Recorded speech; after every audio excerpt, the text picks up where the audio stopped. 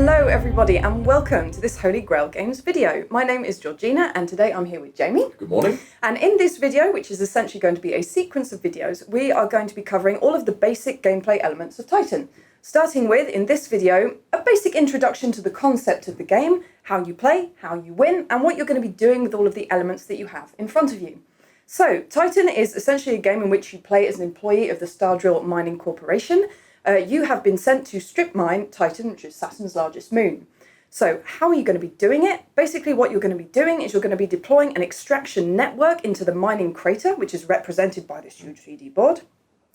And you are going to be deploying pipes branching out from your base, linking up to rigs to extract the resources, which are going to be earning you the credits that you need to win the game. Exactly. So what are all these elements and what are we going to be doing with them? So the essential starting element is your base. Yes, I think that's where it all begins and ends, to be perfectly honest. It's kind of the hub of this network that we talk about. Yeah. It's represented by these figures here, along with your little team letter, so A, B, C and D, okay, which is going to be cropping up a lot. It allows you to identify things from afar. And basically your base is where everything needs to be transported to in order to be stored into your cargo hold. Yeah.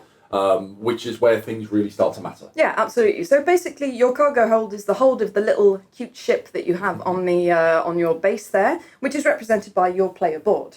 So as you can see here, at the beginning of the game, it's going to be filled up with these little cute sections of pipe. As the game continues, these are going to be removed from your cargo hold and placed onto the board, which is going to free up more and more space for resources. So as you can see, each pipe section, if I can, there we go, has a little separate section for a resource to be put in. Space in your hold is finite, and basically managing this very finite space within your hold is going to be one of the main challenges of the game. So your pipes, when placed onto the board, are going to allow you to expand your network, activate rigs. So to give everybody an idea of what rigs are, I can see that there's one currently on the board there. I also have some in front of me. So these rigs have different values. Each of them has a colour, and that represents one of the resources in the game. Exactly. Basically, when this rig is activated, it's going to produce a resource of the colour of the rig. They also produce different resources in their wells, but we'll get round to that later on in the explanation. So as you're working for the same corporation, all of these rigs are actually neutral and accessible to all players once they're placed on the board. It doesn't matter which player placed them, anyone can use them, unless you upgrade them. When a rig is upgraded, you get to add a module here of the colour that you like. You can mix and match these however you wish, and they are simply placed onto the top of the rig thusly. We can't forget about the drones. No, we have to talk drones about are very important as well. We have to talk about the drones. Each player has their own little fleet of 4 drones, which move around during their turns, performing different actions. They can, of course, transport resources to and from bases. They can be used to boost the output of rigs. They can be used to make them cheaper to upgrade. They can be used to break opponents' pipes. They can. So they have a variety of uses and are very important in order to optimise your gameplay. Definitely. So they can transport resources for you too. So let's have a chat about the resources while we're here. Saying resources, what exactly do we mean? So there are 6 different resources in the game. You have 4 common ones and then 2 slightly less common ones. So let's start with the common ones. So orange is silicium. Silicium is the resource that you're going to need to pay if you want to upgrade a rig and basically take control of it. So very useful to have.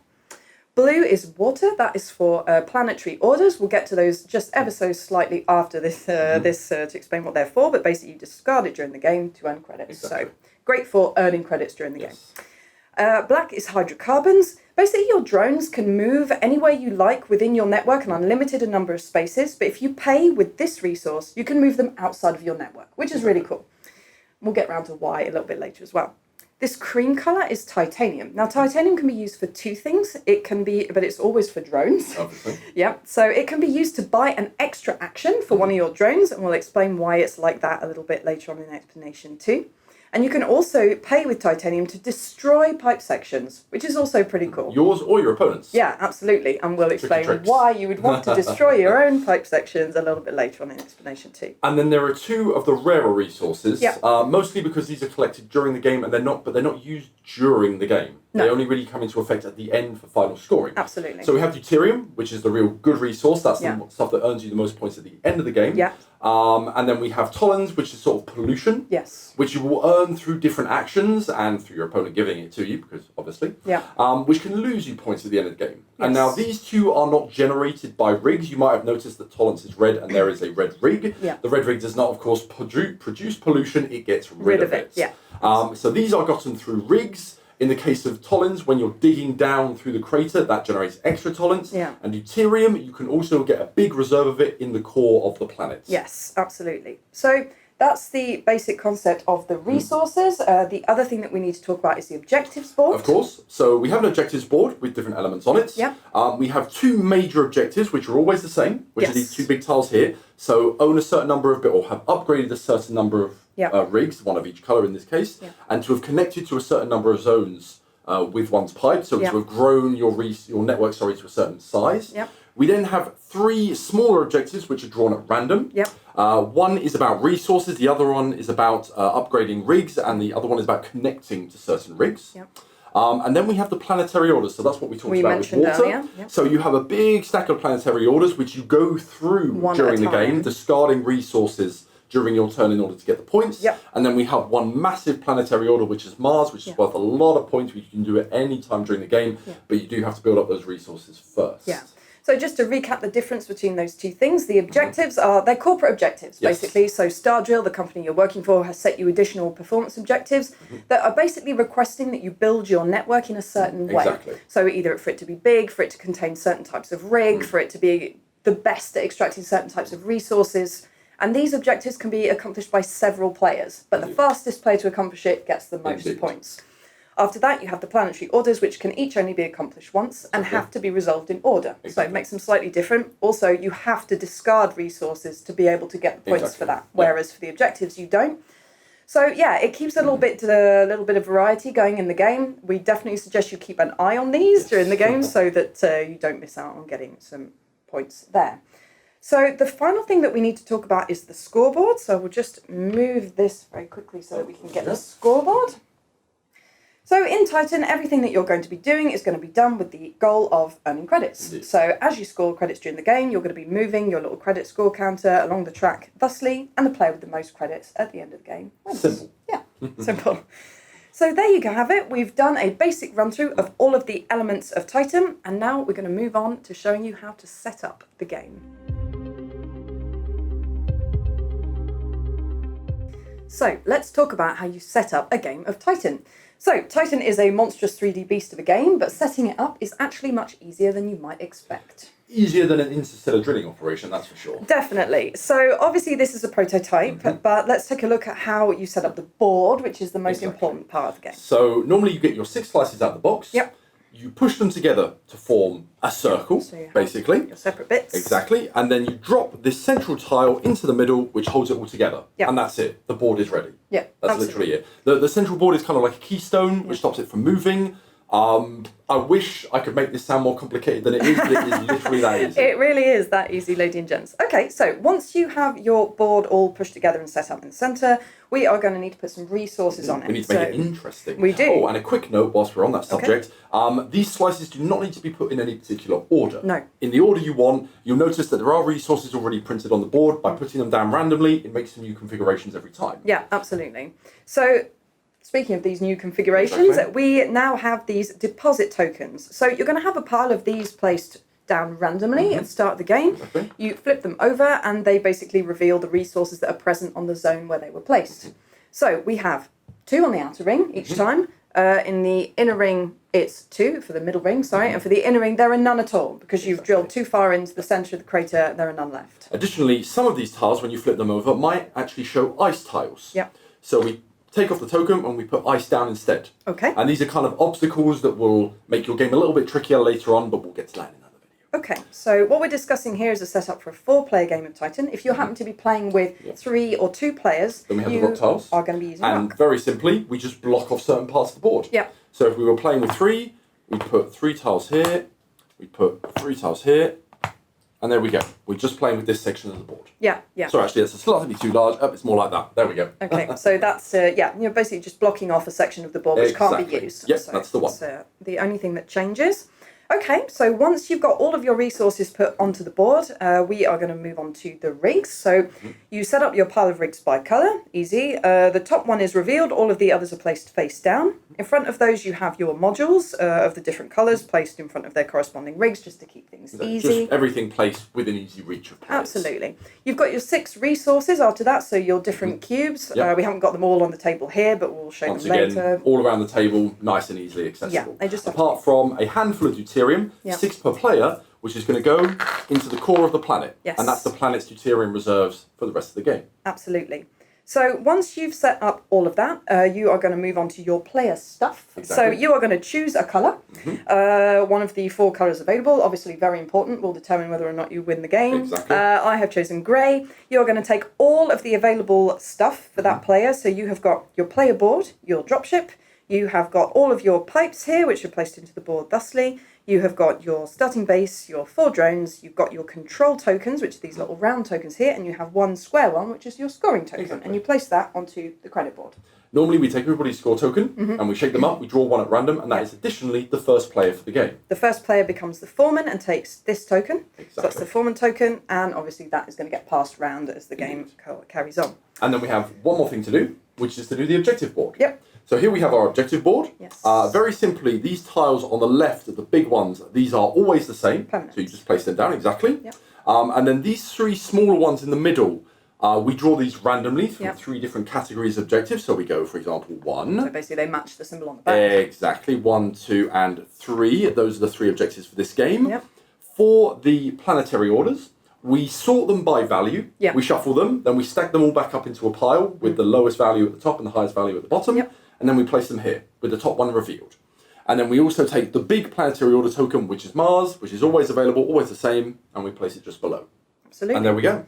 Yeah, once you've done that, your board and all of your stuff is set up and ready to go, and you can start your game of Titan.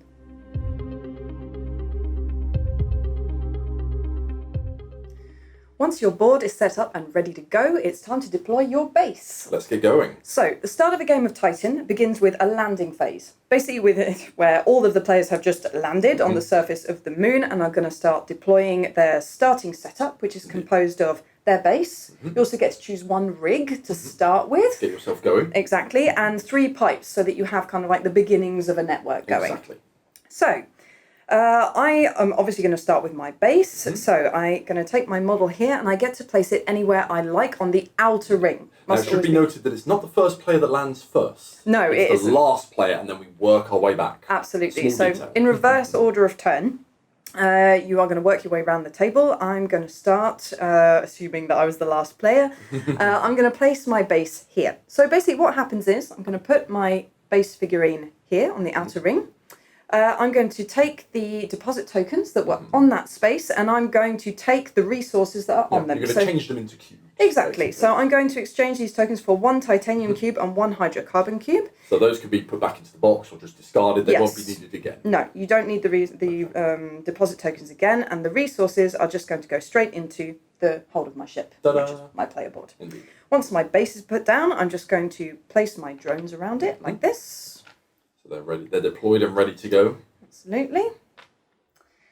And now I'm going to have 3 pipes to put down. Now, these pipes have to be laid out in a certain way, but basically they have to be in a T formation. Yeah, one going off in each direction. Exactly. Basically. So 1 going to the left, 1 going to the right, and 1 going down. So I've got my 3 pipes. However, I can choose where I want to put them on this layout. So I'm actually going to take 1 water cube because there's a water resource present here. Exactly. And I'm going to take a titanium cube because there's a titanium present here. I could have put it here and taken a hydrocarbon, but I'm not going to. So 1 water and 1 titanium. So I just take these from the reserve cubes that we have around the table. And again, they go straight into the hold of my ship. Indeed. My final pipe is going to have to go downwards. But that's problematic. Well, it's not problematic. You have to do it. Yes. But in order to, once we said, this kind of landing phase gets you started. Not always in a good way, because sadly, when you dig down into the core, you have to take 1 pollution, 1 tolerance. 1 tolerance cube. So yeah, as we mentioned in the intro, you have to take a tolerance cube every time you dig down through a layer of Titan. So I'm going to start with 1 of these in my hold. It's not going to affect me in any way just yet, but it could do later in the game. So there we go. I've got my base, my 3 pipes. What I do get to take is my starting rig. Indeed. So I get to choose from any of the rigs that are face up on the table right now. I am actually going to take this red rig. Now we'll talk about it more in the turn phase as well, but the principle here is the same as the principle when you're putting down rigs at the start of each cycle. Only one player can place the rig of a colour each cycle. Yes. And during deployment. Absolutely. So if you're placing down the red rig, nobody else can. Yeah, so I've taken the red. The ones underneath it are face down. Exactly. That's a little reminder. Yeah. So your rig goes right underneath your base. Yeah, you do not have a choice here. It has to go underneath. So basically, if there's an ice tile here, you can't actually you cannot place your base there because it will mess up your starting deployment. So again, I'm going to take the deposit token that's here. It has another titanium. I'm going to start the game with lots of titanium, which is cool. And that goes into the hold of my ship. Now, there's a little bit of setup for the rig itself. So this rig has a power level of 2, which is cool. That means I score immediately 2 credits for having placed it. What it also means is that it has 3 deuterium cubes on it and 2 tolens. So I'm going to place the tolens on there and the deuterium. There we go. And that's so yeah, a rig's power level basically determines how many credits you score upon placing it, but also how many tolens it has. Exactly. So a rig that's worth 2 points is going to have 2 tolens on it. And then finally, to finish it all off, we take one ice tile and we put it underneath our rig. Yeah. Sorry. There we go. So because we don't get any resources for doing that. Yeah, absolutely. So just to recap, pipes can move through ice tiles. They can indeed. But you can't place a rig there. No. So basically, it's kind of just blocking me off. This is a tough start to the game as well. This is a tough start to the game. Strategically, it may not be the best choice, but it means that you'll be further away. I mean, the idea behind the deployment phase is you get to choose which resources you start the game with, as well as who you are closer or further from. So it kind of manages the space that you'll be dropping into. Yeah. At the same time, you're kind of lodged between 3 ice tiles, but red rigs are generally quite valuable for getting rid of tolerance. Yeah. So it's going to be very difficult for other players to come and get it from you. Yeah. Or not to get it from you, rather, that's the wrong term, to activate it as well. Definitely. So it has its advantages and disadvantages. Absolutely. There we go. So there we go. I have my starting setup. I also have the resources that I'm starting the game with. So I'm starting with 3 titanium, 1 hydrocarbon, 1 water, and the inevitable tolens. Of course. And I also have 2 credits. There we go. So we are going to continue to go round the table in reverse order of turn, and everybody is going to repeat this action. Exactly. Once everybody has done that, it's time to start playing the game. It is. Okay.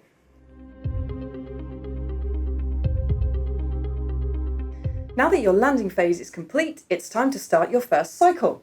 So, what's a cycle? So, a cycle is basically what we call a round in Titan. There are 5 cycles in a game, and each cycle is composed of 4 player turns. Okay. But at the beginning of the cycle, we have this beginning of cycle phase, which is basically more or less putting down another rig. Yeah, absolutely. So we call this the deployment phase. So during this phase, everybody is going to get to place down a new rig. So basically, the start of a cycle is the only time you're going to be able to place a rig onto the board.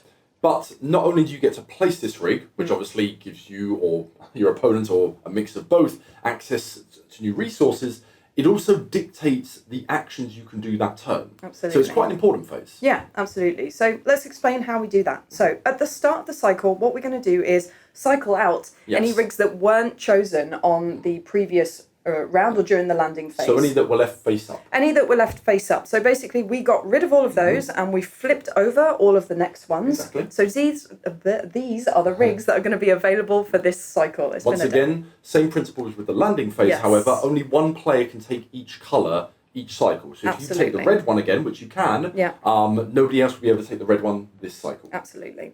Okay, so I'm going to start by, you know what, I'm going to choose the blue. Okay. So I'm going to take the blue rig, so all of the others are face down, which shows that nobody else can have it. That's it.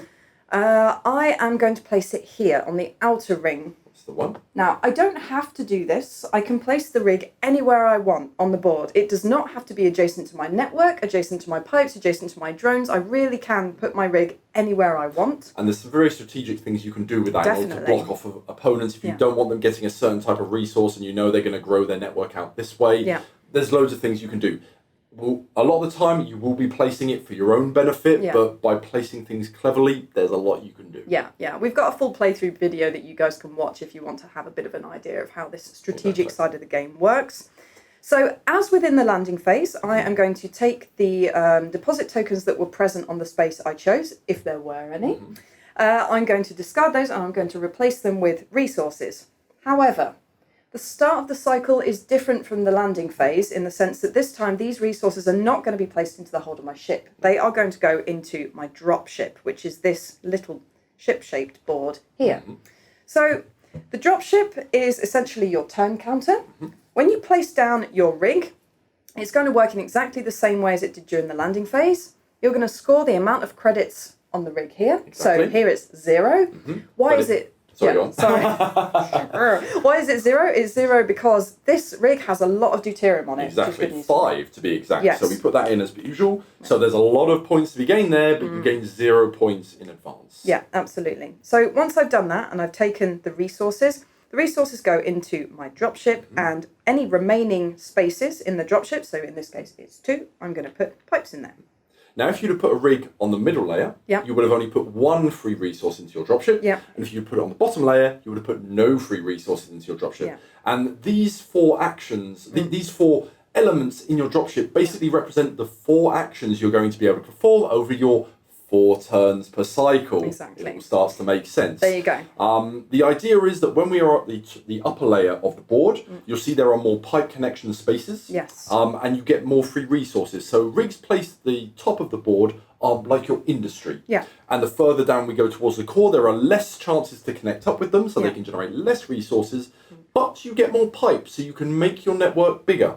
So where you place your rig every turn depends on what resources you're after, whether you need to grow your network or generate more resources. It's quite a strategic phase of each cycle. Oh yeah, very much so. And as you can see here, Jamie, your base is there. I have placed a rig quite close to you. If I'm lucky, you will place your rig here, and that will give me access to another building on the map, which is great news for me, and it's good news for you too. So we're kind of exploiting what each other is doing. It's very... Hey, we're all working for the same company. Yeah, exactly. We're all working for the same company, but at the same time, we're vying to get the best results. Exactly. So, yeah, that's kind of how it works. Any means necessary. Absolutely. So, I have installed my rig, and basically I have filled up my turn counter here. I know what I'm going to be able to do in terms of actions this cycle. I was the first player, so I did this first. We're going to go round the table in order of turn. Jamie, you're going to get to be able to do the same thing. Choose a rig, any colour except the colour I chose. Of course. Round and round we go. Once everybody has installed their rig, then it's time to start playing our turns. Let's get to it.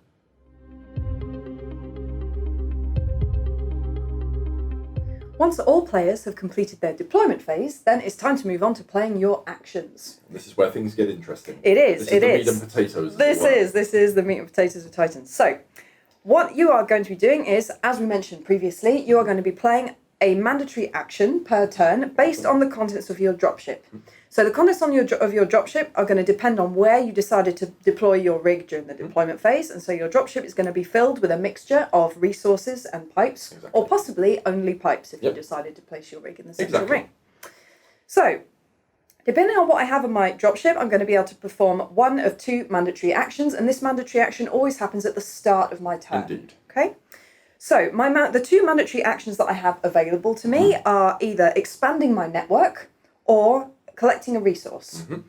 So, if I want to expand my network, what that means is I'm going to take one of the pipes that I have in my dropship here, and I'm going to place it onto the board. It should be noted just very quickly that there's no particular order to these actions. Absolutely. No matter how you stack them in your dropship, you play them. They are the actions you can perform this cycle, but you don't have to perform the leftmost one first or anything like that. It's they can be done in any order that you like. And obviously, once you perform them, you remove it from the dropship, because to place this pipe, I'm going to take it out of my dropship. So once my dropship is empty, I know that the round is over. I also know what turn I'm on, depending on how many actions I have left in my dropship. So essentially a turn counter.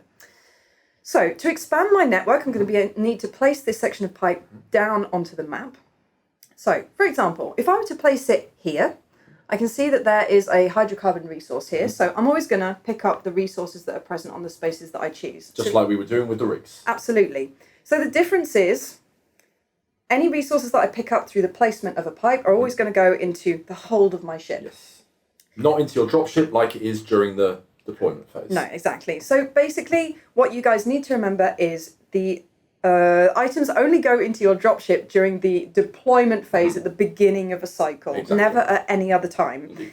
Any other time that you gain resources, including during your landing phase, it's always going to go into here. That's the one. This is the one exception to that rule. So we put down a pipe, which leads away from your base to a rig. So what does that do? So if I place a pipe going into a rig, so you'll see that these pipes have arrows on them. The direction of your pipes is very important.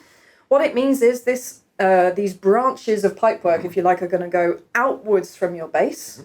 And if my section of pipe links to a rig and goes into it, then I'm going to activate that rig immediately. And I gain a resource of that rig's colour. This is a blue water rig, so I'm going to be able to take one blue resource and place it straight, again, into the hold of my ship, not into my dropship. Notice that resource is taken from the reserve of water cubes, for the case of the blue rigs. Absolutely. Not from the deuterium cubes, which are in the centre. That's something completely different, which we'll talk about later. It is. It's very different. So I've activated the rig, and I've gained the resource. Now, I didn't have to do that. No. What I could have done otherwise is I could have decided to go out this way. Now, there's no rig here, so I wouldn't have activated a building, but there is a silicium resource here. If I'd really needed it, I could have gone for that. I could also continue moving away from the rig. Again, if I'd placed my pipe here, the arrows are not going into the rig, they're moving away, so I would not activate that rig, but I can absolutely do that if I happen to need this silicium resource that's here. And I can also, of course, start drilling down. So if I decide to drill down here, now I can absolutely do that in spite of the fact that there is an ice tile here. So an ice tile means that I can't deploy a rig there, but my pipes can move through it. Pipes and drones. Yes, pipes and drones can move through those ice tiles without any issue at all. What it does mean, however, is that if I choose to dig downwards, I've gone through a new layer of Titan, and I'm going to pick up a deuterium cube. A Tollens cube, the other deuterium, which is going to come into the hold of my ship. Of course. Now, these Tollens cubes aren't of any danger to me right now because but what they are doing is taking up room in my ship. Indeed. So if I have them in my hold at the end of the game, they're going to lose me points. But right now, they're taking up space. And as you can see, I've only got one space left. So it quickly becomes a problem. If, say, later on in the game, I were to continue to build my network down towards the centre of Titan and reach the core. So you take another deuterium cube, because you keep on digging. Another Tollens cube. Even I'm doing it now. Well the done, other deuterium. The other. I will place my control token here in the centre to show that I have... Can you just pop that in the right position? Sorry, I've got sausage fingers. That means that I have arrived in the centre of the core, and during the end of cycle phase, I'm going to be able to start extracting from the centre automatically, which is really cool, and we'll get to that in a bit. So that's basically what happens when you place a section of pipe. In order for your network to be valid, pipes have to create a continuous line from wherever you're starting from back to your base. That is the one rule, and the arrows have to continue in the same direction. And you can't place a pipe where you're on adjacent to a zone that you are not already connected to. No, exactly. So say, for example, I have a pipe here. I couldn't place a pipe here. No. I would have to place it here so that it continues. I don't have to place it on the same line, however. I can continue via the middle or outside. It doesn't matter as long as it continues. You can also connect, if you're looking to activate back buildings multiple times, you can put a pipe on the same area of pipes, as it were, to activate the building multiple times. Absolutely. Nothing stops you from doing that. That's why when we said in an earlier video that the rigs that are really at the top of the mining crater are your industry, and as we go down more, they provide more action. So that's one of the big differences. Also, we won't go into all the detail here, but the rules for placing down pipes are fairly simple, and from that you can do some fairly convoluted stuff with your network, going off snaking all over the board in order to reach the resources and the kind of things you need. Yeah, one thing that I didn't mention is if you reach Titan's core, this counts as a zone in the board. So it's the same, it counts as the same zone as it being larger than any of these. So when I've reached the centre, I can then continue upwards along the other side. Which can be a nasty surprise for opponents that think that their rigs are safe from you. Absolutely. So you're not going to be able to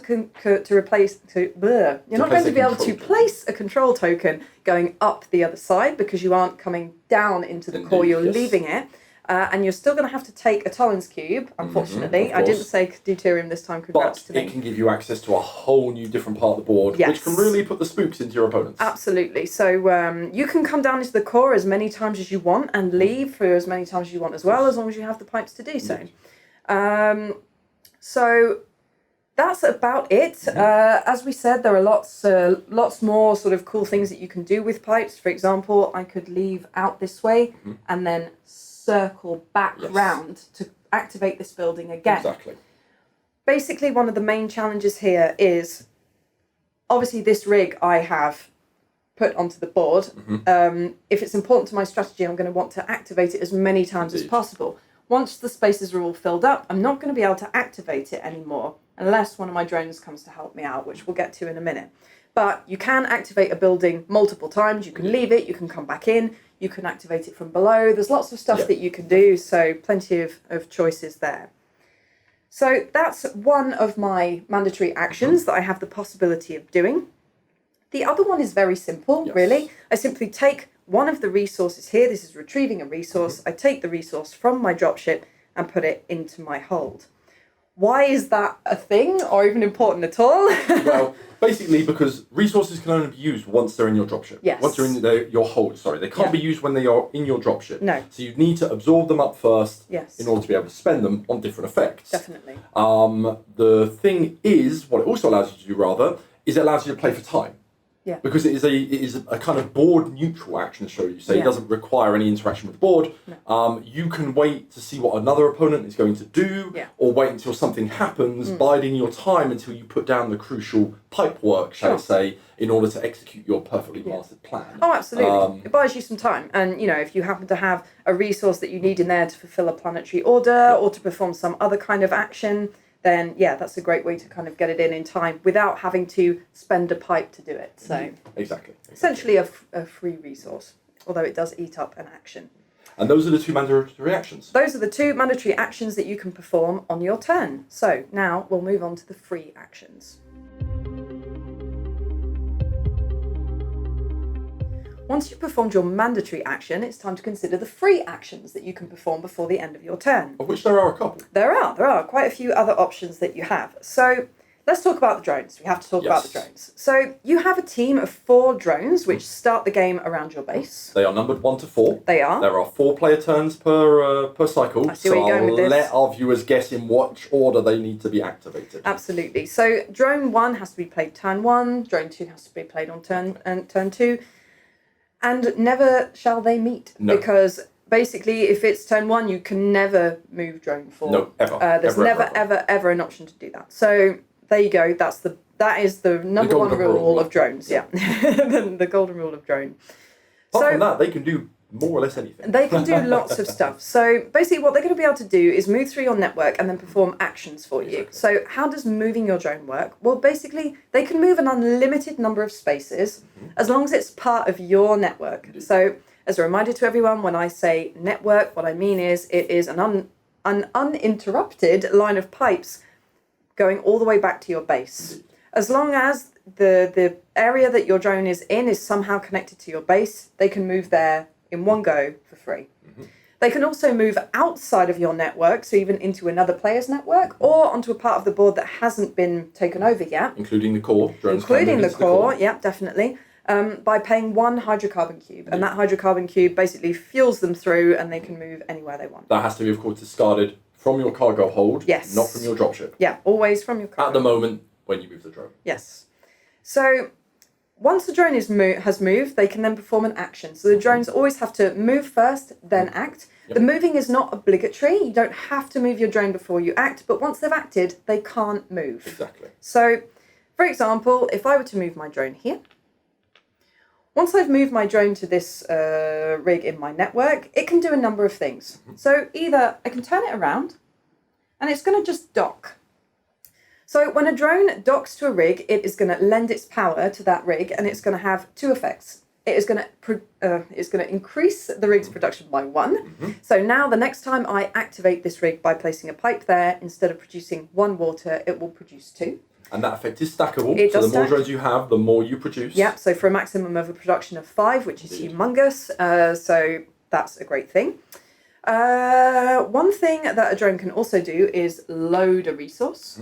Now, just as a reminder, as a precision, if you are going to dock your drone, it has to be empty. It cannot be busy doing something else, otherwise it has no extra power to lend to the rig. So what it can also do is load or unload a resource. So drones can transport deuterium or Tollens cubes. They can't transport any other type of resource because they aren't loose. They can't pick up any tokens, for example. They can't act on the deposit tokens, and they can't draw a resource from a rig that's of the colour of that rig. Exactly. They can pick up resources from the core, however. They can. And they can dump resources into the core. Absolutely. So what you can do is I could, for example, pick up a deuterium cube, and then on my drone's next turn, I could move it back to my base, unload, and there we go. I've picked up a deuterium cube for free. It's cost me a little bit in terms of actions, because as my drone can only act once per cycle, it will take me 2 cycles to do that. Of your 5. Yes, so it's a lot, but it can. It can also, for example, move to a building, for example, this building here, and it could pick up a Tollens cube, which I do not want. I would like to try and get rid of those from my network. But I bet one of your opponents will. So what I could then do is move my drone to an opponent's rig. For example, by spending hydrocarbons, move to the rig, dump it off in their base, and that goes straight into their cargo hold. Absolutely. So it's a little way you can kind of mess with each other and attack each other a bit. As we mentioned in the previous section of this video, the Tollens cubes don't do you any harm until the end of the game, but they're taking up space in your hold and you want it, and they're super annoying. So yeah, if you want to be a bit annoying, that's a great way to go. As Jamie previously mentioned, they can also move to the core of Titan and pick up a cube and bring it back. So there's lots of cool stuff they can do there. So that's all the things that they can do without you having to spend anything extra. Exactly. If you happen to have come across any titanium during your travels on Titan, this is going to be super useful for your drones. Titanium has 2 uses for your drones.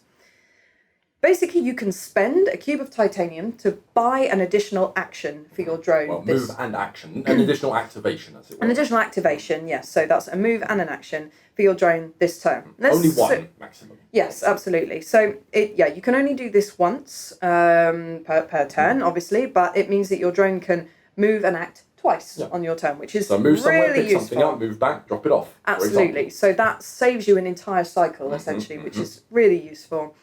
The other thing that titanium is very useful for is you can move your drone to a space and then use a titanium to destroy a section of pipe, either one of your own or another player's.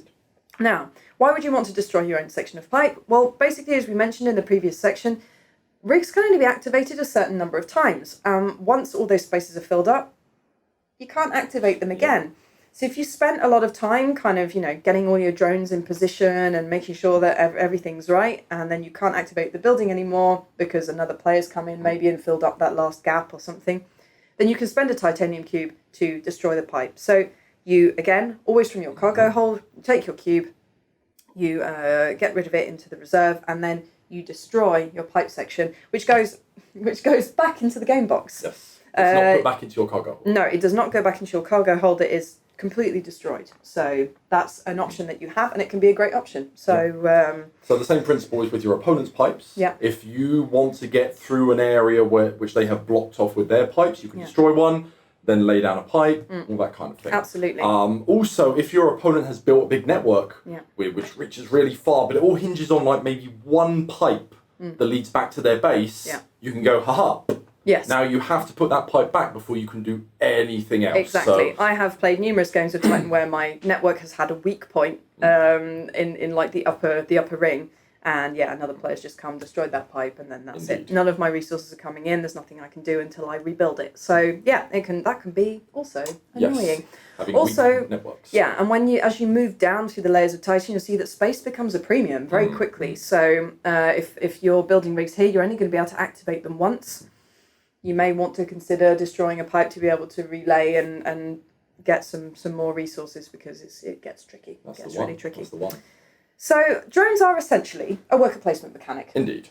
You are going to be able to move them to different places. They'll be able to do different stuff for you. They are crucial for optimizing your gameplay. Absolutely, yeah. Especially in terms of the docking action that they can do, into like increasing the production of a rig. That is super important. You tend to do that more at the beginning of the game, and then the other actions later on in the game in general. Depending how your strategy is. If you start off with a lot of titanium and hydrocarbons, you can play a very annoying early game where you just kind of like aggressively throw Tollens into people's hold, and once again, space is a premium. So your opponent, if they set up this amazing thing where they're going to generate like 4 cubes at the, in the first cycle, and you go, well, here's 3 pollution, have fun with that, and they're like, and now I can't do it. Well, I'm going to have waste resources now. So there's loads of stuff you can do with it. You can start going back and forth to the core because over time that amounts to a lot of points if you have the resources to fuel them, obviously. Absolutely. So resources that you generate are going to come back into your hold. As we mentioned before, once you run out of space in your hold,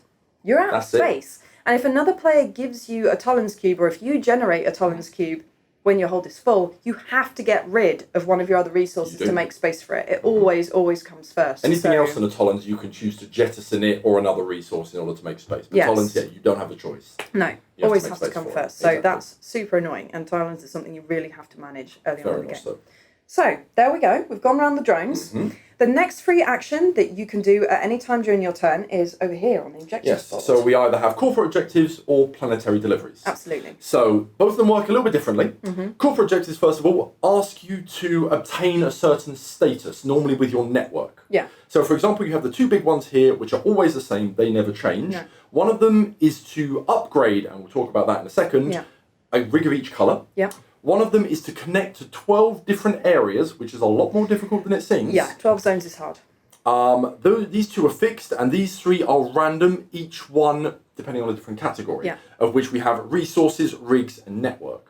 So this first one, for example, it asks you to have 10 water cubes in your hold. Which is really tricky. Which is a lot. It is a lot. However, it does not ask you to get rid of them. No. So if you combo up afterwards, you can use those cubes to good effect for something else. Definitely. The second one asks you to upgrade 3 rigs. So it's kind of halfway between the 2 of them. And then the third one asks you to connect to 3 rigs of a certain colour. You don't have to own them. However. No. Okay.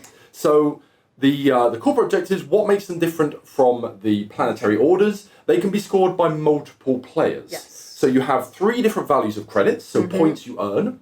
And at any time during your turn, you can go, I've got it, I've done this objective. You put one of your control markers, if I may, on the leftmost value, and you score that many credits. The next player that scores that objective only gets the visible amount of credits. They put their one on, and the third player can put theirs on, but the fourth player can't score it. So there is delta to recover if you arrive a bit late to the party, but it gets decreasingly worse as the game goes on and more people do it. So that's the same for all 5 of the objectives, and that is corporate objectives. They never change during the game, of course. Then we have planetary orders. Now, they're a little bit different. First of all, all the resources that they ask you to acquire, so you can see the cubes with their different symbols, you will have to discard these from your cargo hold in order to score them. So, for example, the first one here that is visible, it asks you to discard 2 water cube. You do that, you get 2 credits. Great. Here's a tile. You put that by your board, because that will be important at the end of the game to score you some more points. And now another one is visible.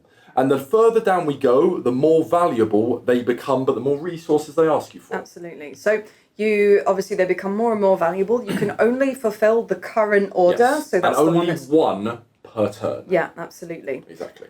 So you also have the Mars order, which is kind of like the mega order. Which is always visible and always there, and requires 5 blue cubes and 1 of every other resource, including Tollens. So that's one way of managing Tollens.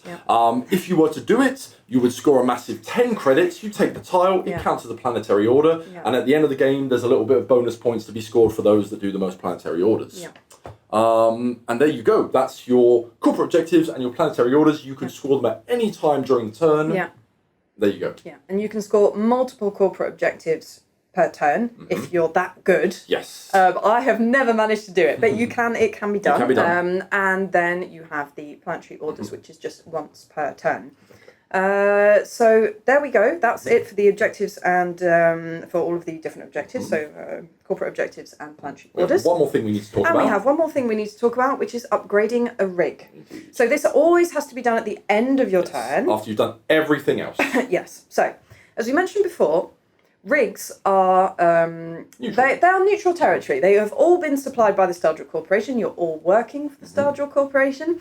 And so any player can come and hook up to this rig. So, for example, I place this rig, but that doesn't stop you from placing your pipework coming from this way and linking up to it as well. There's no notion of possession when you put a rig down at the beginning. No, there is a way of taking control of a rig. So, basically, to take control of a rig and upgrade it, you have to pay with silicium cubes, which is, a reminder, they're the orange ones.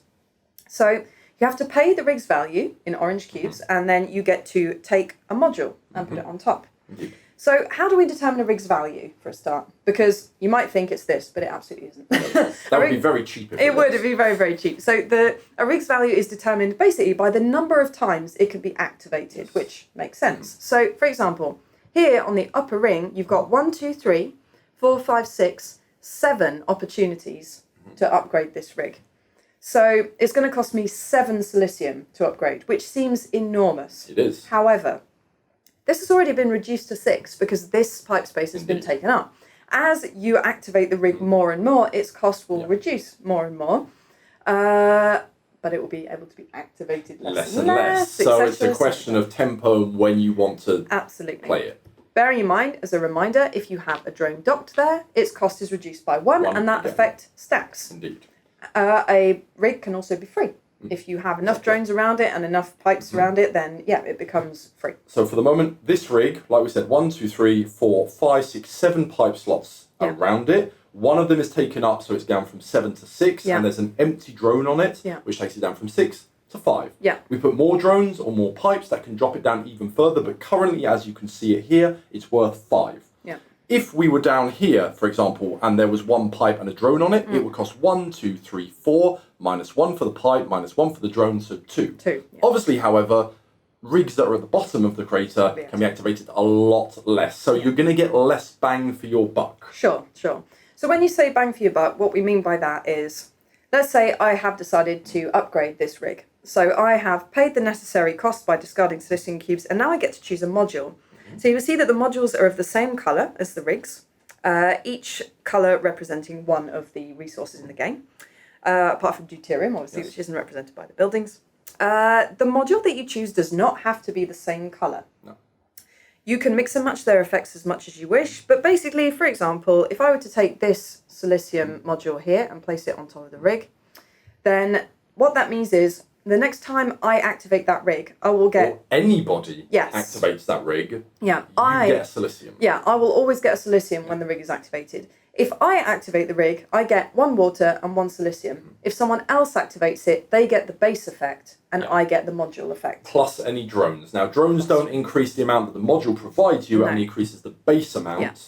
But, and obviously your drones increase the amount you gain, my drones increase the amount I gain, and they don't mix. Yes. But normally when you place the module down, of course, what would happen is, first of all, you would rescore the value of the rig. So 2 times a big fat 0. So, well, not 2 times, you would rescore the 0. So big expensive rigs that have a lot of pollution are very good if you can upgrade them. You have to manage them afterwards, which we'll get to in a minute. Plus 2. Okay, so you would put that down, and then you put one of your control tokens down, just to show that you are the owner of that module. So this is your rig now. Yeah. And once again, you activate it, you get the module bonus. I activate it, I get the base, but you still get the module bonus. Yeah, so I would get 2 points for that, moving my score counter along the score track there. And there we go. That's basically how it works. That's it. So you might be thinking, what is the point of paying a whopping 5 silicium, for example, of what it would have cost me there, to score a measly 2 credits to upgrade this rig? Well, so the module gives you an additional effect, but that's not all. At the end of the round, we have an end of cycle extraction phase. And during that time, all of these control tokens, any control tokens that I have on the board are going to activate, and I'm going to be able to start extracting resources automatically, which is really cool. Source, which includes the one that we put into the core. Yes, absolutely. So that is also really which great. Which we'll talk about in the next video. We'll talk to it because we're going to get to that also an important thing. So it solidifies your position on the board, it gets you more resources and allows you to drop even more. So it gets you points. So there's a lot to be done there. Obviously, it is a heavy investment, but it's definitely one of the strategies you can go. Yeah. There is a strategy where you can buy buildings. Additionally, normally you can only purchase a building, upgrade a building, a rig, where that is connected to your network. Yeah. However, if your drone is present on a rig, even if it isn't in your network, you can upgrade it. Yes. So, for example, if somebody's done a really good job of dropping the price of it down, bearing in mind their drones don't reduce the price for you, but they've got lots of pipes around it, or it's expensive or whatever, and you go, oh, I could have that, spend a hydrocarbon, move to that building, purchase that building at the end of your turn, gain some points. You won't be able to get the resources from it because it's outside your network, but you have kind of cut your opponent short. Yeah. So that's another great thing about hydrocarbons is for aggressive play, they're your boy. Yes, absolutely. So obviously you have to have the hydrocarbon available in your hold, you have to have enough silicium to be able to purchase the villain. So, and once you're doing that, your drone isn't doing anything else. Exactly. So does it serve your strategy? Yeah. Now we're getting very tactical, and this is meant to be a shorter video, but there you go. No.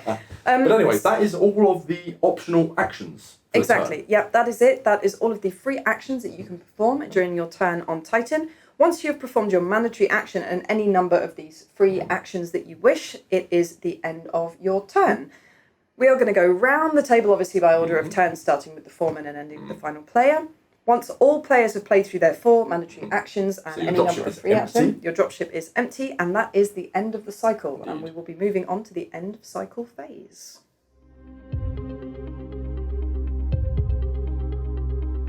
Once all players have played through their 4 turns and all players' dropships are empty as a result, then it's time for the end of cycle phase, or the extraction phase as we call it. So during this extraction phase, any control tokens that you have on the board are going to activate. So as we said before, a control token is placed when you upgrade a rig or when you reach Titan's core.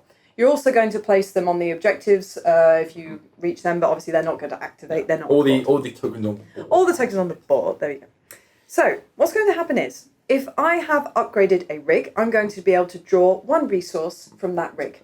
This is basically where your base kind of activates and draws up all the resources from everything that you have taken control of. Yes, you pass from kind of like manual activation to automatic extraction. So I'm going to be able to draw 1 resource from the well of the rig that I control. So when I say the well, I mean this reserve here. I'm not going to be able to draw water from this building. It's the deuterium or the tolerance that is in the rig, and the same principle with the core. Absolutely. So the good news is I'm going to be able to extract a resource automatically. The bad news is I don't get to choose what I get. No. If the rig contains any tolerance cubes, I must take those first. So with this rig, for example, the one that was worth 0 points, it's not going to be a problem. I'm going to be able to take 1 cube from here, place it straight into my hold, and all's right with the world.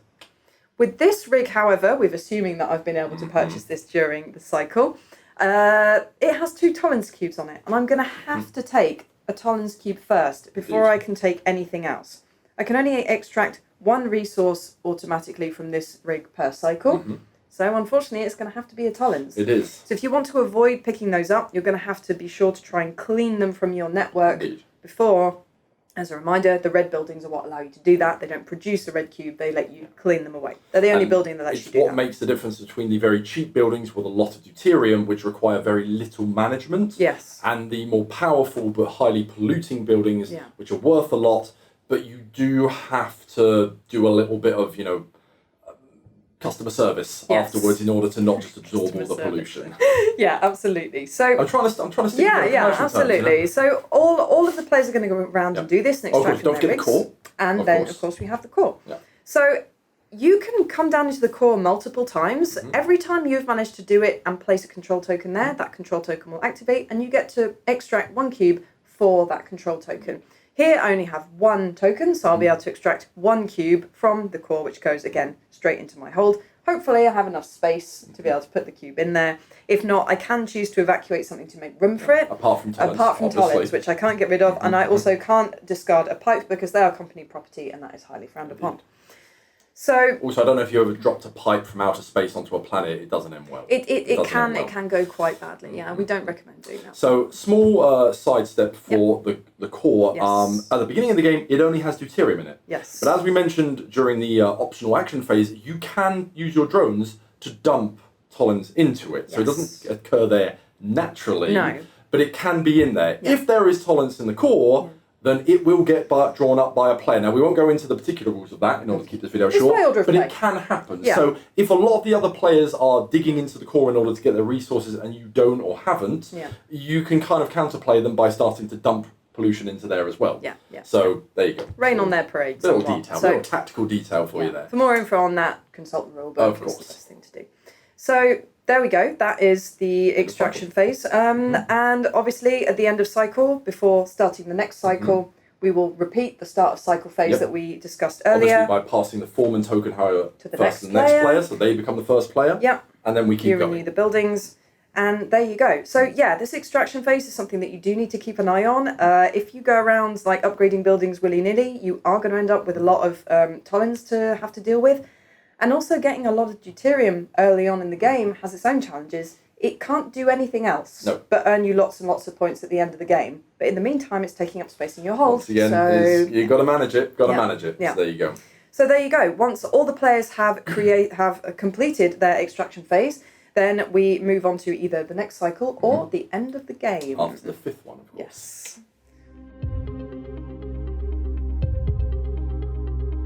The end of a game of Titan is triggered at the end of the fifth cycle, after the final player's fourth turn. Indeed. So at the end of the game of a game of Titan, the board will not look like this. It will be completely filled up, and at least one of the piles of rigs will be depleted completely. So it's a good way of keeping track of the game, basically. You know, once you hit one at the end of the piles, that's it.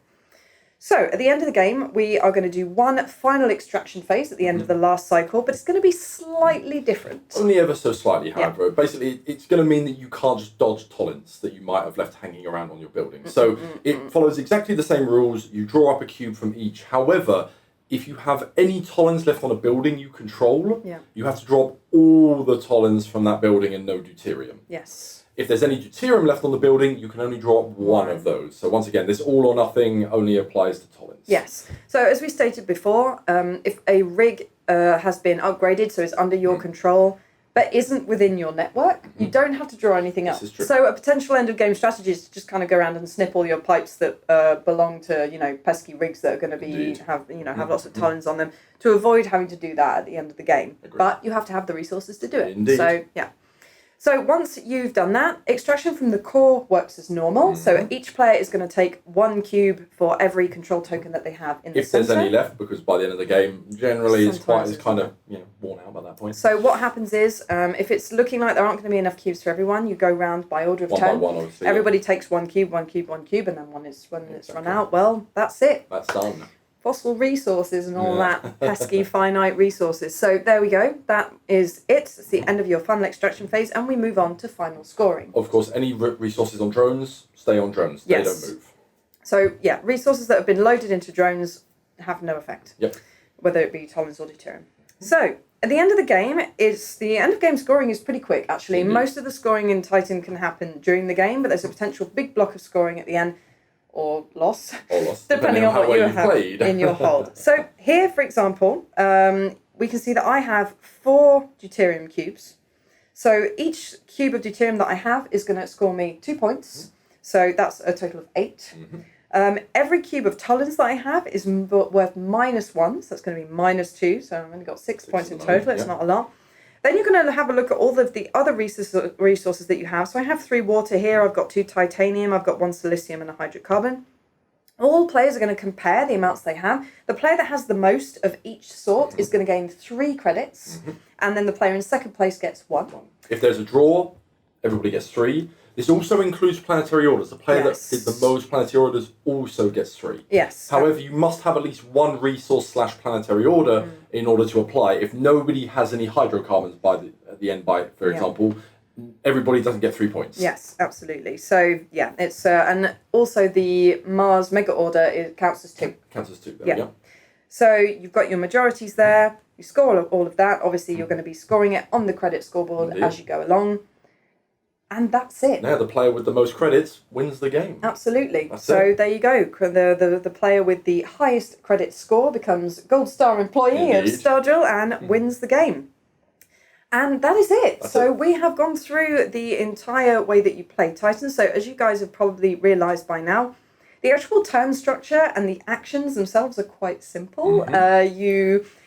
You have a lot of options, but most of the time it's when and how you do them more than what you can do. So we hope that this video has been very useful to you all for helping to give you an idea of how Titan works.